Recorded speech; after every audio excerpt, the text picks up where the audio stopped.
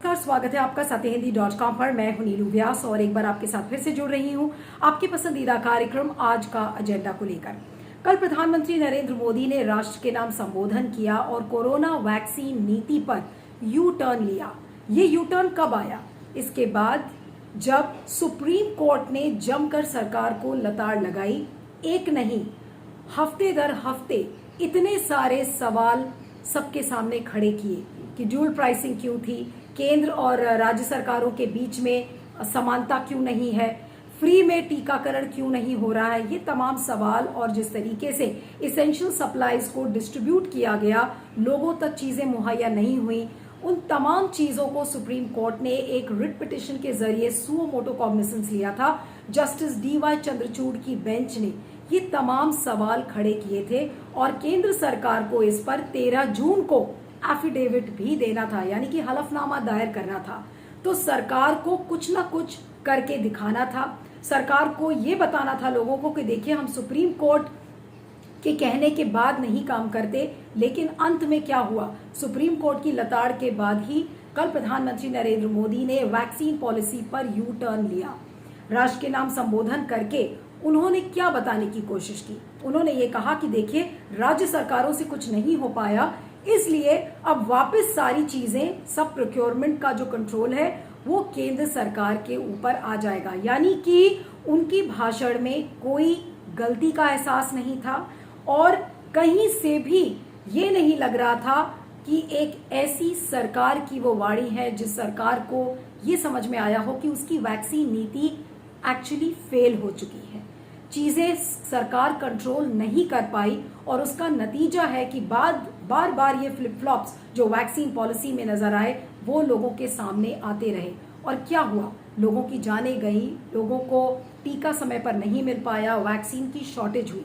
यानी कि जो भी मेजर उन्होंने अनाउंस किया कल वो बहुत देर में आया।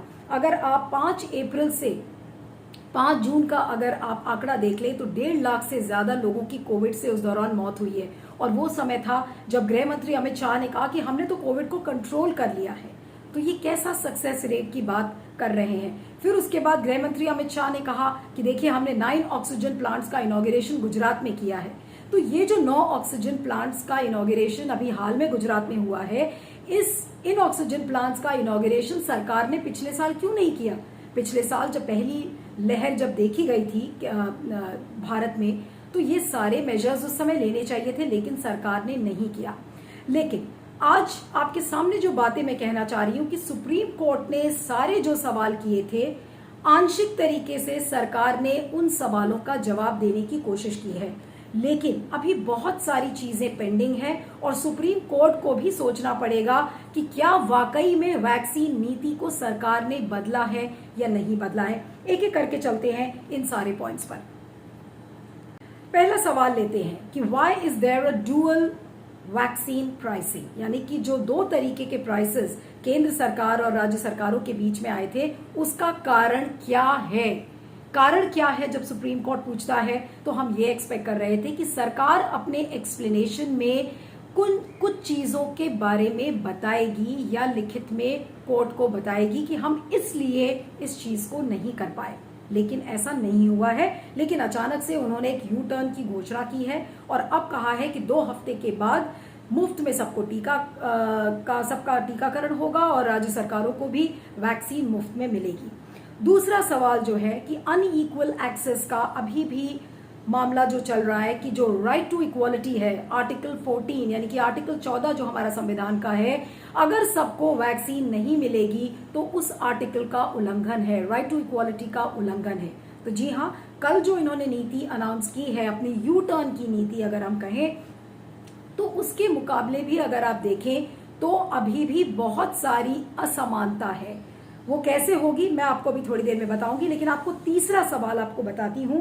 तीसरा सवाल ये है कि जब इतना बड़ा एक डिजिटल डिवाइड समाज में दिख रहा है, बहुत सारे ऐसे गरीब लोग हैं जिनके पास स्मार्टफोन्स नहीं है, एक रूरल अर्बन डिवाइड दिखता है कि गांव में ऐसे बहुत सारे लोग हैं जिनके पास स्मार्टफोन्स नहीं है, वो एक्सेस नहीं कर सकते हैं। तो कोविन ऐप का मतलब क्या है और इतना ज्यादा सरकार कोविन ऐप के थ्रू रजिस्ट्रेशंस को क्यों एम्फसाइज कर रही है?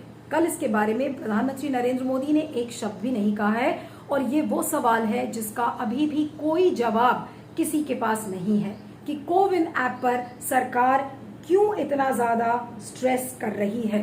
और दूसरी बात, सरकार ने अभी हाल में आश्वासन दिया था कि हम पूरे भारतवासियों का टीकाकरण दिसंबर 2022 तक कर लेंगे। तो बड़ा सवाल यह है कि आप कैसे कर लेंगे।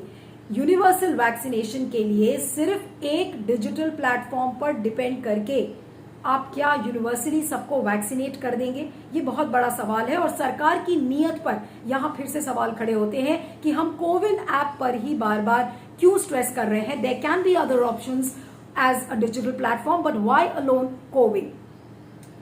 अगला जो सवाल है कि आपने सुना होगा अभी जब अगर आपको निर्मला सीतारमण का जो केंद्रीय बजट का भाषण है, उस भाषण में निर्मला सीतारमण जो वित्त मंत्री हैं उन्होंने कहा था कि साल 2021 और 22 में वैक्सीन प्रोक्योरमेंट यानी कि वैक्सीन की खरीद को लेकर 35,000 करोड़ रुपए अलग किए गए हैं। इस पर सुप्रीम कोर्ट ने भी सवाल किया है कि आप ये बताएं कि ये 30,000 करोड़ रुपए आपने कैसे खर्च किए हैं, 35,000 रुपए।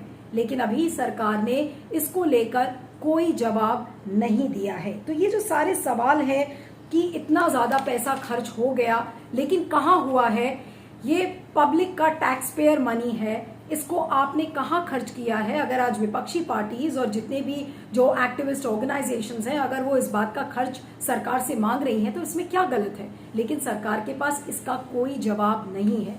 लेकिन इस समय क्योंकि ये मामला सब जुडिस है, वैक्सीन नीति को लेकर अचानक से सरकार ने यू टर्न किया है क्योंकि सरकार हर तरफ से घिरी हुई थी।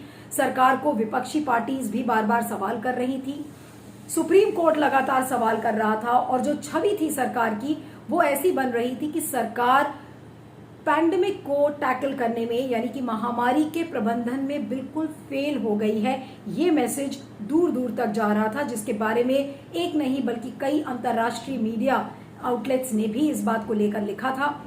मोदी जी की छवि को नुकसान पहुंच रहा था, बीजेपी सरकार के बारे में कहा जा रहा था कि वो बिल्कुल मैनेज नहीं कर पा रही है। तो फाइनली ये आंशिक घोषणा जो सरकार ने की है, लेकिन क्या इससे वाकई में जो पूरे टीकाकरण अभियान की हम सफलता है क्या वो गेज कर सकते हैं? शायद नहीं, और उसमें भी सवाल है। नीलू जी, हमारे यहाँ कहावत है कि फिसल गए तो हर हर गंगे। पिछले हफ्ते सुप्रीम कोर्ट ने बहुत कड़े रूप से सरकार से कहा कि आपकी वैक्सीन की पॉलिसी आर्बिट्ररी है और इरेशनल है। यही नहीं, 2 चिट्ठियां सोनिया जी और 12 दूसरी विपक्षी पार्टियों ने पीएम को लिखी, ये डिमांड करते हुए कि आप वैक्सीन को फ्री कीजिए, सबके लिए फ्री कीजिए। और उनकी सहयोगी जो दल हैं, जो बीजू जनता दल हैं उड़ीसा में और वाईएसआर कांग्रेस है जो आंध्रा में है, दोनों मुख्यमंत्रियों ने ये डिमांड की बाकी मुख्यमंत्रियों से कि इस इशू पर सबको एक होना चाहिए और फ्री वैक्सीन की मांग करनी चाहिए, जो केंद्र सरकार ही प्रोक्योर करे, खरीदे और केंद्र सरकार ही लगाने के लिए दे।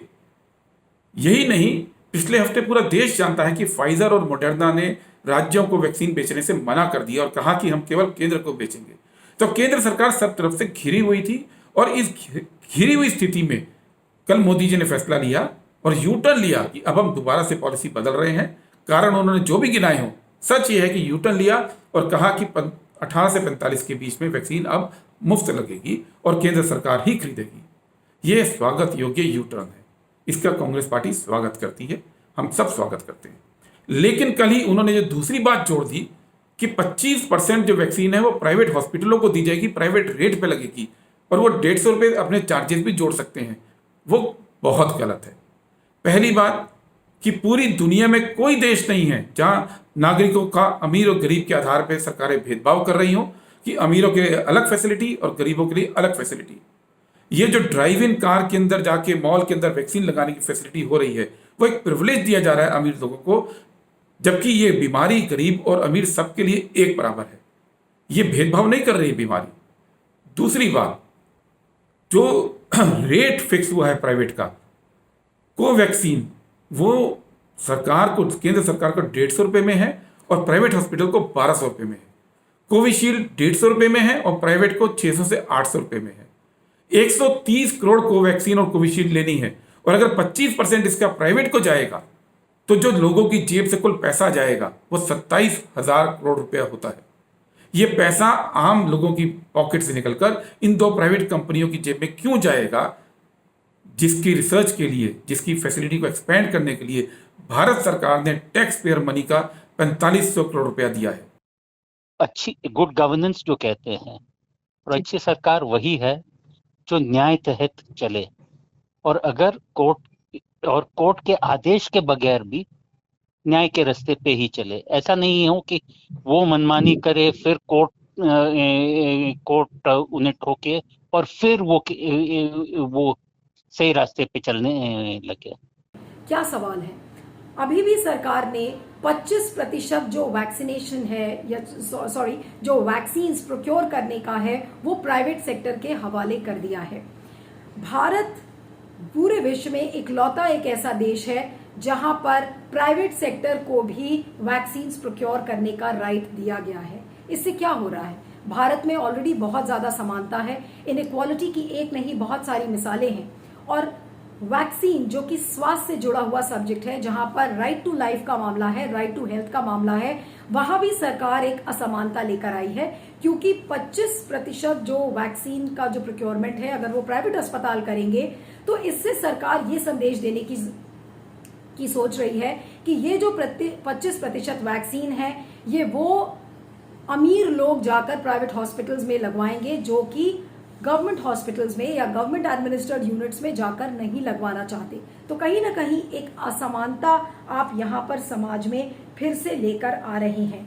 तो ये सारे इस समय जो बड़े सवाल हैं सुप्रीम कोर्ट ने भी उठाए हैं, लेकिन सरकार ने इसका जवाब नहीं दिया है। और बार बार जब डुअल प्राइसिंग की हम बात करते हैं, पेड वैक्सीनेशंस की बात करते हैं और वैक्सीन शॉर्टेज की बात करते हैं, जिसको लेकर जस्टिस चंद्रचूड़ की बेंच ने एक नहीं कई बार सवाल खड़े किए हैं, तो यहाँ पर कुछ फैक्ट चेक्स भी हैं जो आपके सामने आज रखना चाहती हूँ। अब आपको बता दें कि केंद्र और राज्य सरकारों को मिलाकर 13 ऐसी पब्लिक सेक्टर यूनिट्स हैं जो कि करोड़ों वैक्सीन बना सकती थी, लेकिन ये जो 13 PSUs हैं ये आइडल है, यानी कि यहाँ पर कोई काम नहीं हो रहा है।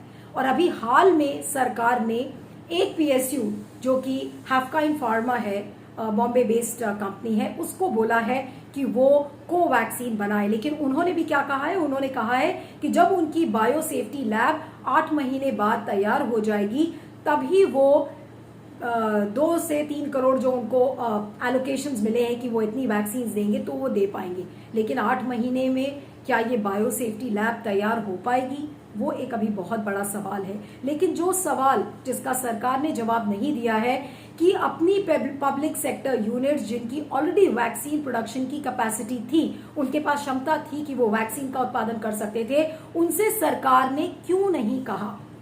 उसी तरह से एक सवाल और है कि पिछले साल जब कोरोना की लहर विश्व के सारे देशों में आई थी, उस समय अमेरिका ने भी बहुत सारे वैक्सीन को प्री बुक किया था और पिछले साल ही करोड़ों वैक्सीन की प्री बुकिंग की थी। और फार्मा कंपनीज की जो रैंप अप करने, जो प्रोडक्शन कैपेसिटी है उसको रैंप अप करने के लिए भी करोड़ों मिलियंस ऑफ डॉलर्स उन्होंने उन फार्मा कंपनीज को दिए थे। तो सवाल ये उठता है कि भारत ने क्या किया। भारत ने अभी हाल में जाकर बायोलॉजिकल्स ई को 1500 करोड़ दिए हैं, वो भी कब, अप्रैल 2021 में, यानी कि 2021 अप्रैल में उन्होंने प्री बुकिंग की है। तो सवाल ये उठता है कि ये सारी चीजें भारत की सरकार को पता थी। भारत की सरकार ने जो 20 करोड़ वैक्सीन का प्रोडक्शन किया उसमें 18 करोड़ वैक्सीन कोविशील्ड की थी और 2 करोड़ वैक्सीन कोवैक्सीन की थी। तो भारत सरकार को क्या पिछले साल नहीं पता था कि भारत बायोटेक जो कोवैक्सीन बना रहा है वो सिर्फ 2 करोड़ इसलिए बना पा रहा है क्योंकि उसके पास प्रोडक्शन कैपेसिटी नहीं है। तो सरकार ने भारत बायोटेक को अपनी प्रोडक्शन कैपेसिटी रैंप अप करने के लिए पिछले साल पैसे क्यों नहीं दिए, एडवांस पेमेंट क्यों नहीं दिया।